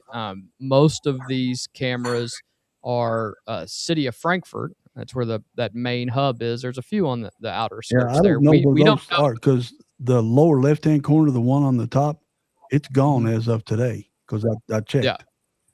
So these can be private individuals that put them up. They can be law enforcement. They could be other agencies. There's about 25 on this screen. So that's Franklin County. But let me ask you, just from a practical standpoint, I know you're not a Frankfurt police officer, Jeff, but this is the question I get asked the most. If I lived in Lawrenceburg, Kentucky, when your department collects data, who can see it? Is it Lawrenceburg only? Is it Kentucky? Is it national? And who at your department decides that setting? So as of now, it's me or the chief that decides it. And recently, I didn't know that we weren't sharing with Franklin County. So I got into the settings and I fixed it to where we're now sharing with Franklin County, and it's vice versa. It goes both ways. But I'm a little bit, sometimes when I get on there, you see requests from, I don't know, some small town in North Dakota wanting to access our cameras. And I kind of personally, I just kind of question that, why? But at the same time, he's like, why not expand the web, and get the most information we can out there. But right now we share with all the adjoining counties and cities that everybody that touches us, maybe at least 1 or 2 over, honestly. And there's some thought to maybe restricting that to that area. But if you do, you're still you're limiting yourself, so why do that with that information? And there's nothing really that someone outside the agency could do with our data that they couldn't do with somebody else's. So it doesn't really matter, Well, Alvy asked, I'm sure the FBI has access to all our Ring doorbell cameras. I'm sure they got more access than that. Well, it's only if you pay that $10 a month to have it on their cloud. If, like me, it's not paid, and then the FBI can't access through my home network. But I'll use the Nancy Guthrie case as a very good example of this, and Jeff knows what I'm talking about, because they came out and said, we don't have any information. We need as much information as possible. And then all of a sudden, the FBI released a bunch of information from the Ring doorbell, which was not hooked up on their network, by the way. She did not pay for that service. And they said, well, we've got a limited amount that we're able to utilize, and this is where we got these still pictures from. So they from. could pull it off. I don't believe that with that. Yes, it's exactly what they did the Nancy Guthrie so case. They hacked her house. Well, let me tell you something for sure, because I don't know about that. If you have a Ring doorbell camera and it's attached to your home, I don't care if you pay the bill or not, there's a way the government can look into it. How? Yes. through your network. So they're hacking You're on the internet. So if they can hack my house to see my Ring doorbell camera, they can hack everything I got. They can hack. Well, they're definitely hacking your phone. Not The an government iPhone. can turn your Roomba on right now if they wanted to. I don't believe that. Listen, I don't believe that. Listen, Oh, really? listen. Listen. You're the tinfoil hat No, guy. I'm the IT telling you guy. right. I'm the security guy. Well, listen, IT security guy. Mention the word Roomba, just like we I did. know that. Roomba. Yeah. And then you go on Facebook, and I'm going to have 17 ads. And if Facebook Right, can but do it, you're not going to tell me that the FBI and the that's what CIA isn't throws our doing the towel exact is same that kind of stuff. But you can turn off Bluetooth and you can turn off your internet at certain times. Then you're locked out. They can't get you. You can air gap. You can air gap your desktop and still use it all day long.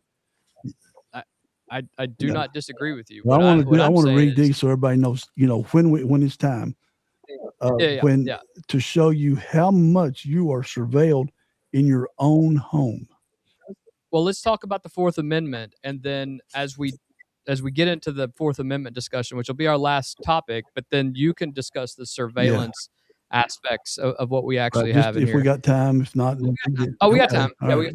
This is our last big topic. The next question, because it's a good one too. Well, this first one that I want to ask as we get into this aspect is so is any of this constitutional?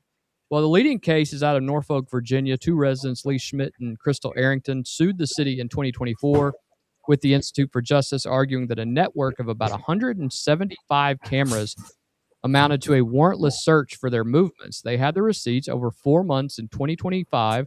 Those cameras captured Schmidt's vehicle 475 times and Arrington's 325 times.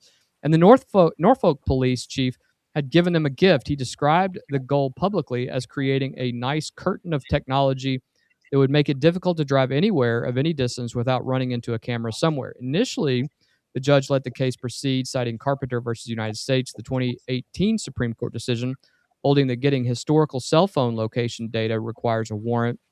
But on January 27th of this year, Chief Judge Mark Davis, a George W. Bush appointee, he didn't care about surveillance state, ruled for the city. In a 51-page opinion, his core finding was this: the plaintiffs could not show the system was capable of tracking the whole of a person's movements. And then he added a warning that both sides should read carefully.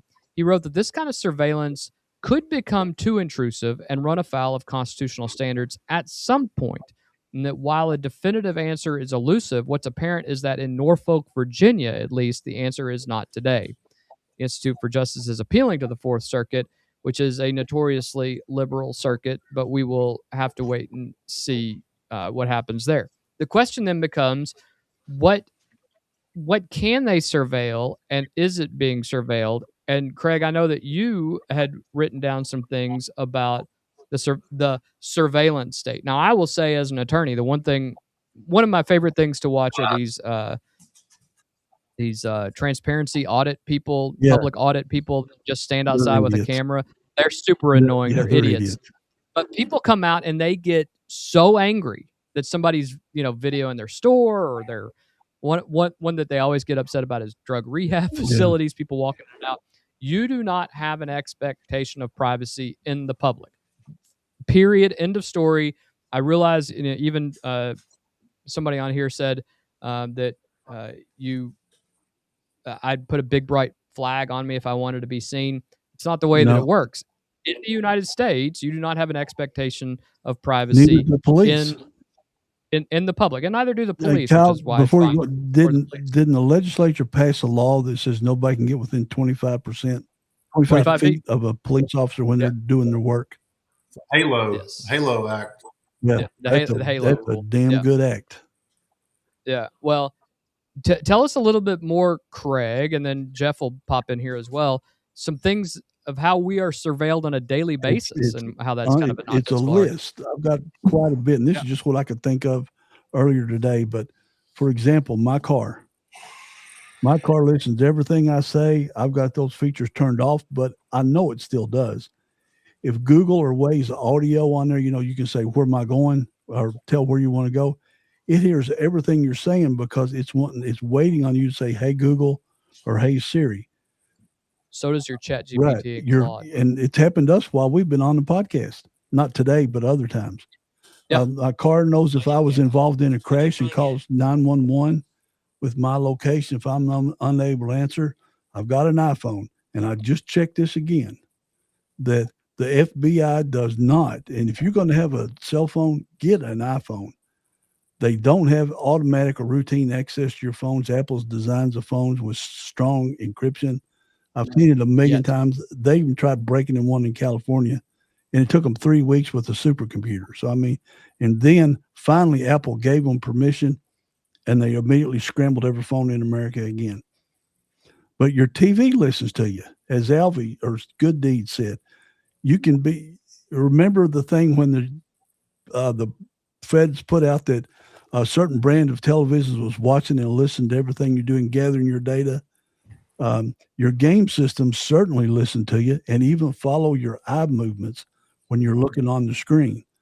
You got access to it. This was funny. My daughter brought an Alexa into the house when she was still living here. I didn't know it. I'm in the living room, and I said something to my wife, and Alexa answered in her bedroom. I was pissed. I said, turn that thing off and get it out of my house. But our grandchildren, my son's got them, my daughter's got them. They love those things because they can say, do this, do that, and it answers them. So you got to watch that. Personally, I got 9 cameras. I just bought 3 more yesterday at Costco. I got 9 cameras around my yard so I can surveil my own personal stuff, my own personal space. But are those cameras on Google? Negative. I mean, or on your network? Negative. Well, I guess how do you access them? Through Bluetooth, then roundabout they can. The bulk of them are on a device in my house that is air gapped. Only I can see the images. Okay. The 3 I got yesterday are through Bluetooth that gets into my network, and it could be. So it kind of half and half. iPads, laptops, desktop, are they all listening to us? Of course they are. We've talked about that.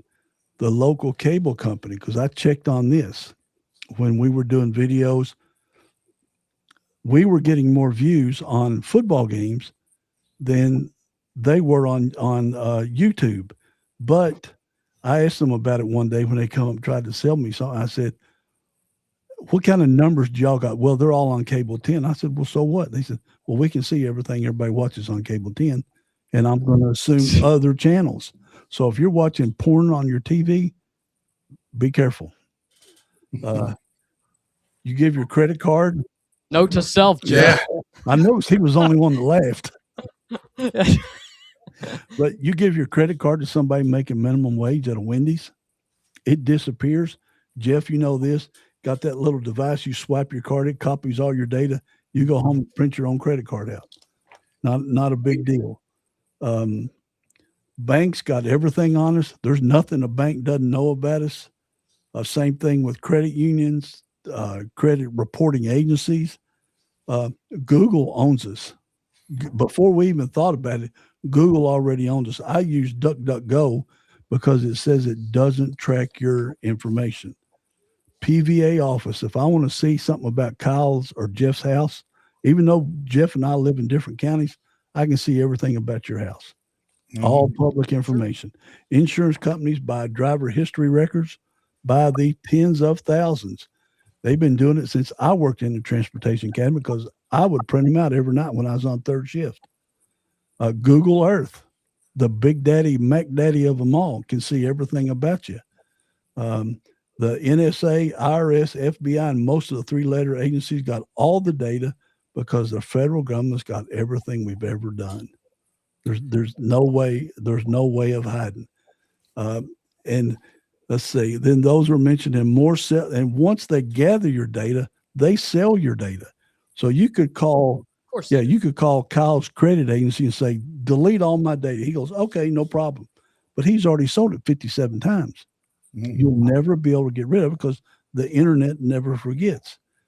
You get spam calls and you've signed up on the national do not call list 800 times, you're still going to get the calls because even the federal government can't keep it out.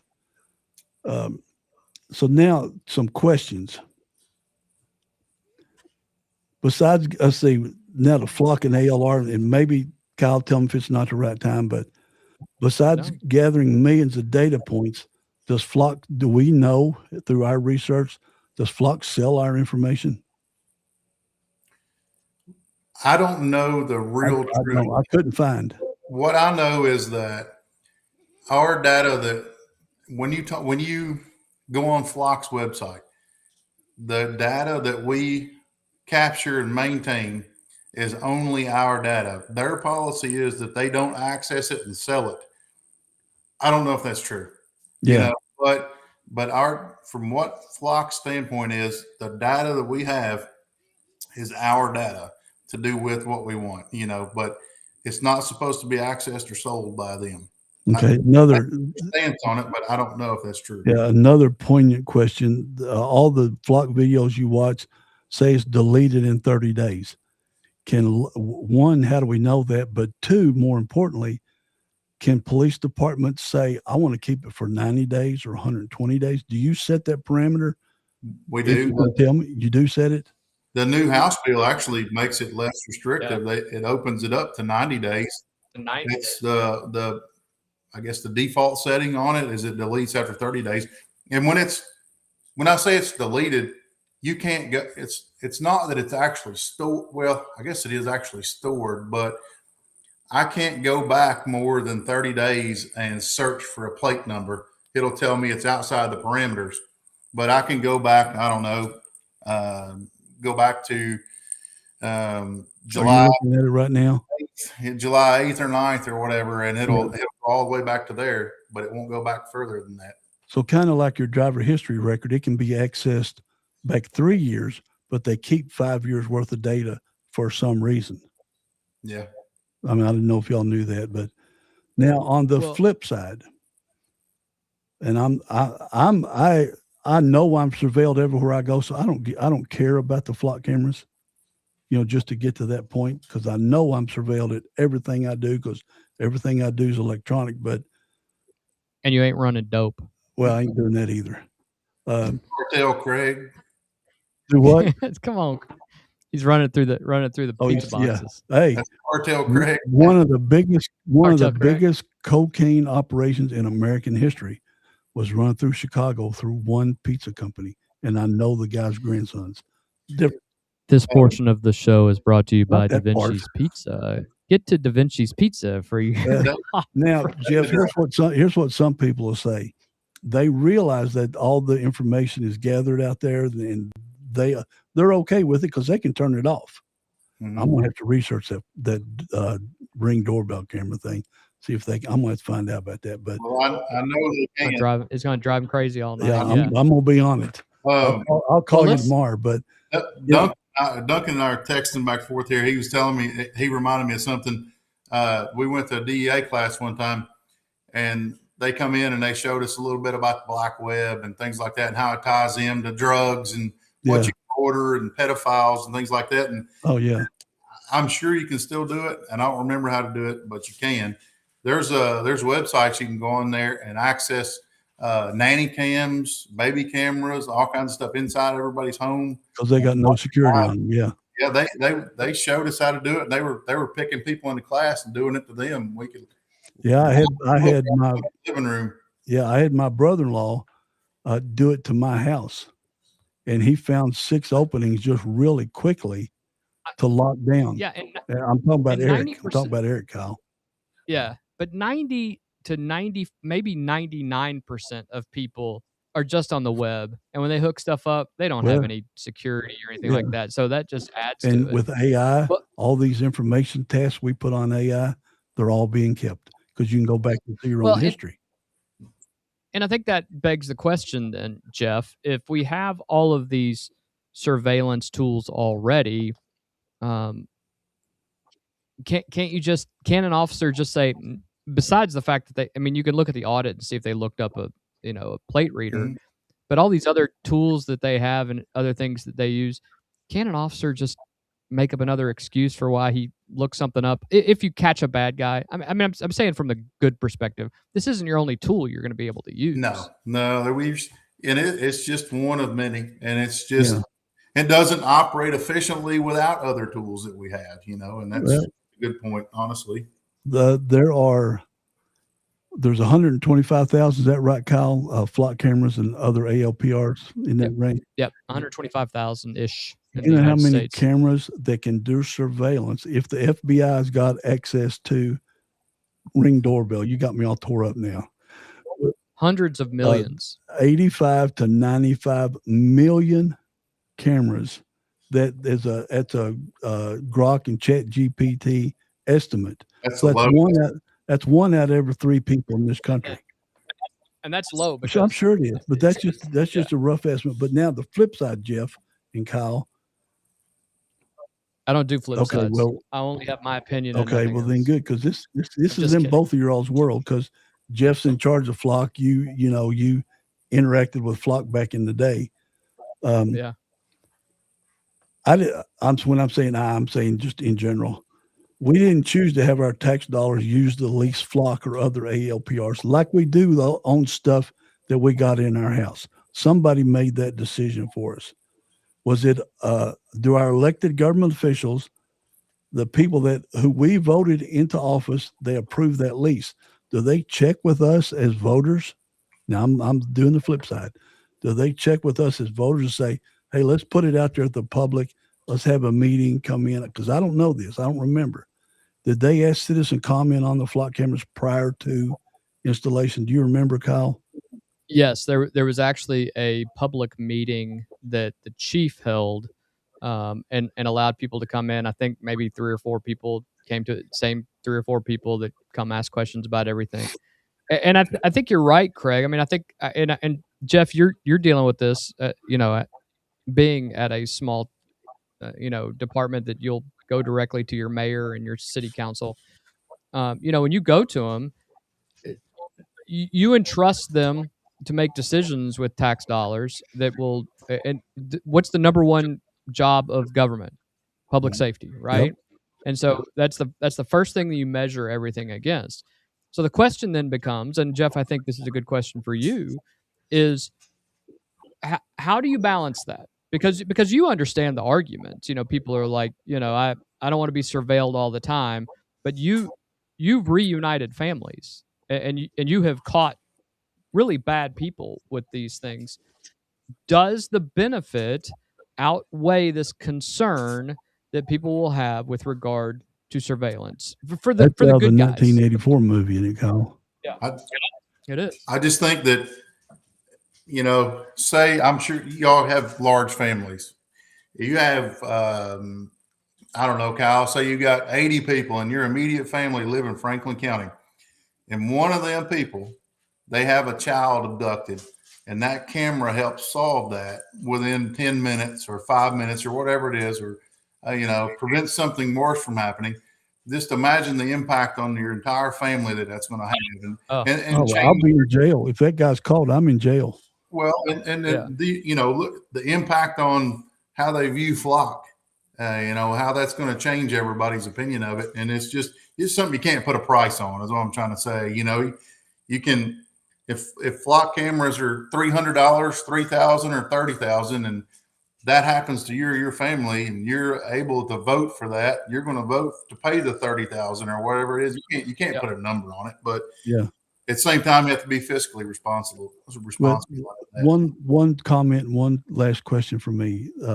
When I woke up from a nap, when I had a migraine, and when I get sleep, when I used to get them, I'd be dead to the world. I couldn't hear nothing.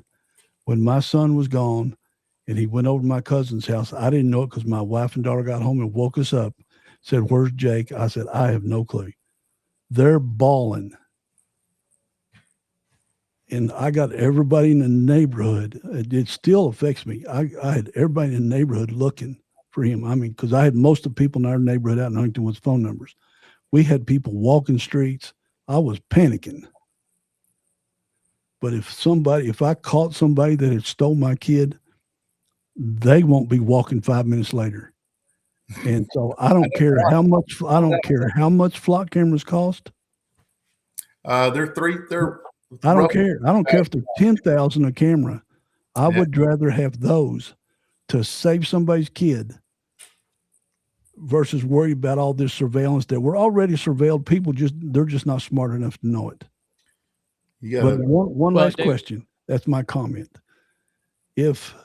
Should our city officials that vote for these devices, should they know how they operate, get a hands-on to see how they operate when the company comes in and demonstrate? Or is it just all talk and a few PowerPoints up on the screen? What do you think, Kyle? I would welcome them to come over and look and, have any questions answered and come in and see it. I want to see it. I want to see it. Come over. We know you want to see it. Come over. But I would, if anybody had any questions, that's, determining whether or not we're going to get them or not. I would like them to come and look at it, look at the effectiveness of it. Look at the parameters we have in place to protect rights and, the data and everything else. So what about you, Kyle, when you were an elected official? I believe that we were told things that weren't necessarily facts because they didn't even know what they were telling us. It was it was new and hot. It was new and hot. They didn't even go into place until I was already gone. But I voted for it. I've questioned that vote since then. I understand the fact that we're already in a surveillance state. Our buddy David Duncan, who we just mentioned, said you can't walk 25 feet without a facial recognition camera in Manhattan, and you can't get off the island without having your look at London, England, the most cameraed city on the planet. So I guess my question to myself is it worth saving a life? Absolutely, it's worth saving a life. But I don't think that's Thomas Massey's argument. I think his argument is we are already over surveilled, and there are instances of people using this wrongly, and there have been some cases, very few, but they're out there where the data wasn't correct. There's a very famous one that was on social media. A bunch of people watched, where a lady was charged with stealing a Amazon package. Blonde-haired lady. And, and I think that was in Colorado, and there was a blonde woman who took it. She did drive past the flock cameras, but there was also a car that was very similar to hers apparently, and they just missed the data. The cop was a real jerk. Cop was a jerk. Yeah, he was a jerk on it. And that's the other thing is that just because you have this tool, you have to understand that it's just a tool. The information you gather from it is just information. You haven't solved the case yet, right? So it's like there's a balancing act there too. But in Kentucky, there's been a push by the Republicans, because nothing happens in Kentucky without the Republican Party pushing it, and that's the specific part to us. And it's very recent. It's only 3 weeks old. On April the 10th, Governor Beshear signed House Bill 58 and it took effect on July 15th. So only 3 weeks out. It was sponsored by Representative John Hodgson, a Republican from Fisherville, and it was the fourth time he'd filed a version of this bill. Here's what it does. It limits the use of automated license plate readers primarily to public safety purposes, period, end of story. Criminal investigations, deterring crime, auto theft, regulating parking, controlling access to secured areas, plus toll and revenue collection by the Transportation Cabinet. I hate that one. That one. It requires that captured plate data be deleted after 90 days, with exceptions for an active criminal investigation, an insurance investigation, a subpoena, or a preservation of evidence notice. It sharply restricts who that data can be transferred or sold to. And this is the piece we point people to. It requires every law enforcement agency using this technology to adopt a written policy governing its use, exactly what you're doing right now, Jeff, and to make that policy public. What it does not do is require a warrant. The bill passed the House Judiciary Committee unanimously, but it's worth noting the two Republicans on that committee explained their yes votes by saying they wanted more. Representative Savannah Maddox of Dry Ridge called it a step in the right direction and said she'd prefer those readers be outlawed entirely. And Representative T.J. Roberts of Burlington said he's also wary of them. Interestingly enough, both were in the Thomas Massey area where he represented. And they work with Massey. They campaign for me. They do. Yeah. One more Kentucky wrinkle worth putting on the table. Last year, the Kentucky Center for Investigative Reporting asked agencies around the Commonwealth where their cameras actually are. Jeffersontown, Paducah, Georgetown, and Owensboro turned over all their records. Louisville Metro, Elizabethtown, Bowling Green, and both the University of Kentucky and the University of Louisville refused, arguing that disclosing camera locations would impede investigations, create opportunities for terrorism, or endanger officers. And they appealed to the Attorney General's office the day after the AG staff notified the University of Kentucky about the appeal. The university then handed over a map. Jeff, you're walking into a role here in just a few weeks after this law took effect. What does HB 58 actually change about how your department's going to operate? And is 90 days the right retention number, or is it too long or too short? Or are there other safeguards you think need to be in there, or less safeguards need to be in there? It honestly didn't change a whole lot. The most everybody probably left it at the like the default number, which is 30 days. The data's gone in 30 days. Probably everybody left it that way. What this probably did was open it up to everybody going in and changing it to 90 days, because now I can go back to the 90 days and keep it. But what it does do is it ensures that we have an audit, which probably not everyone did before July 15th, but now we're mandated to have an audit and make it accessible. So it did help. It didn't really hurt, because I don't know that it matters if you keep the data for 30 days or 90 days. What's it really matter? And but putting in a couple of guardrails with the audits and everything like that only helped. Let me ask you this, Jeff, as we wrap up. You've used these in practical day-to-day investigations. You know what they can do. You've also seen what they've done in other agencies. What's your pitch for the efficacy and benefit of having flock cameras? I know we joke about it. We did get a message here from Zach Rivers, who said that you're his hero, by the way. Zach is very active in our group chat, where he essentially says, if it saves your family's life, you're going to be very for him. I don't care what it costs. And I think that's fair. What's your take as somebody who is in a leadership position? You've heard the arguments on both sides. What's your pitch for having them for the Lawrenceburg Police Department and other agencies? This may not be the answer you want to hear or the answer you're looking for, but when you said we're not looking for no answer, we just we're just trying. This is what came to my mind, and this is real life, real. What I'm going to tell you, it really happened to me, and I experienced it.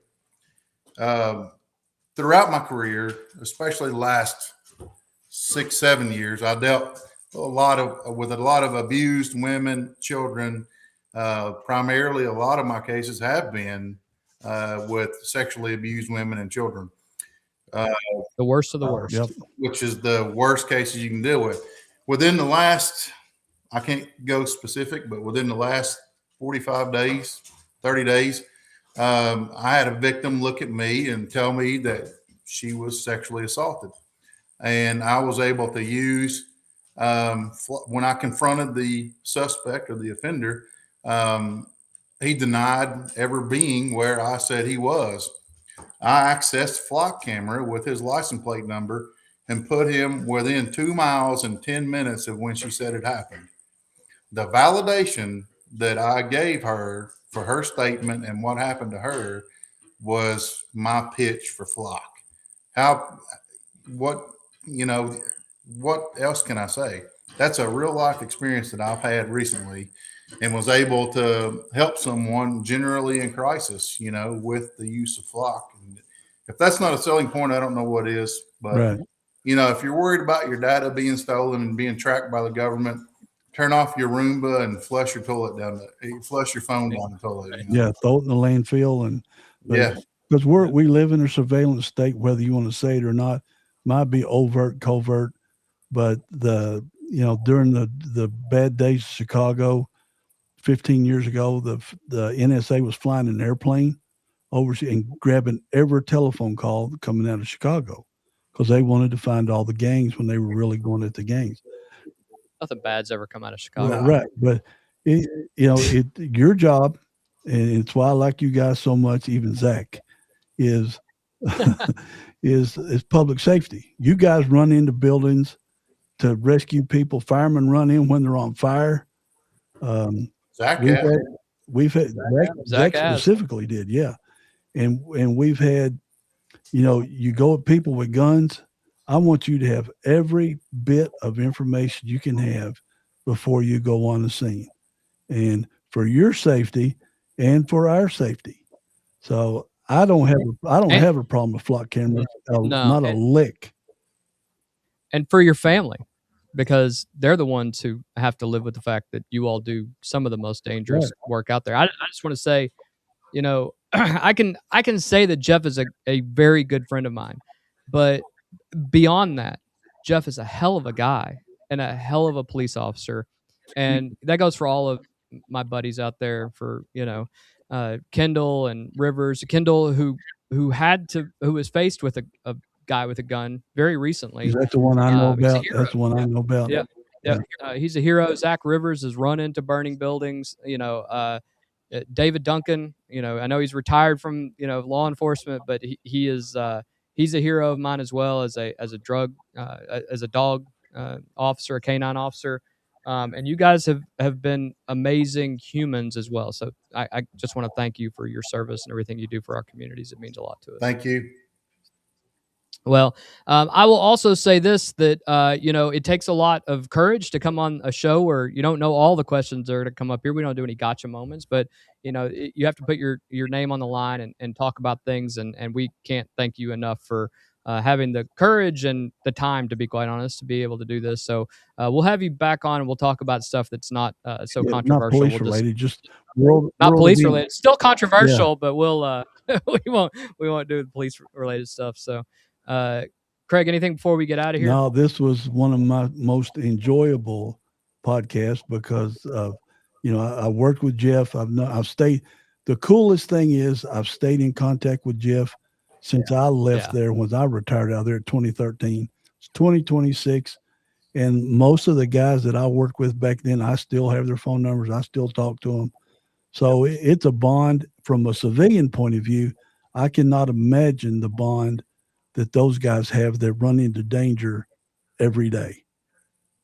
Well, and Jeff, you're right. You have taken some of the worst of the worst cases, and you and I have talked about some of those, and some of those I'll never know because you guys don't talk sometimes about some of that stuff. But thank you again for being here. Good luck in Lawrenceburg. We know that you're getting ready to take on a new position, but at the same time, you're still Jeff, and that's the thing that we all appreciate. Well, maybe bad or good. I don't know.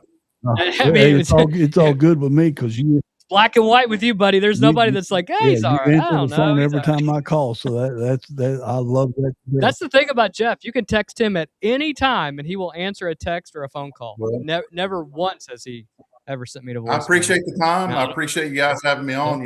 Long time listener, first time caller. That's right. Hey, when it's UK season, and or any other kind of breaking news, come back with us. I'll do it. Well, and make sure you tell Ridge that he's now internet famous. We'll have TikToks ready for him with everything as well. So thank you again. We appreciate it. To everyone watching tonight and listening, if this was useful, share it with somebody who's about to sit through one of these council meetings and may be able to make some better decisions. If you're a law enforcement officer and just want to see somebody's opinion, a couple of idiots and a good police officer, we're glad you joined us, and that means a lot to us. Subscribe if you haven't. Give us a like. Tell us in the comments where you came down on this one. That means a lot to us as well because we read them. We read every single one of them. It means a lot to us. But until next time, we want to make sure that you guys stay informed, stay sharp, and stay above the noise. Good night, everybody. We'll be back tomorrow, 4 p.m. with our Friday weekly wrap-up. We'll talk to you later. Thanks, Jeff. You. Talk to everybody else later. Hang around, Jeff. Bye-bye.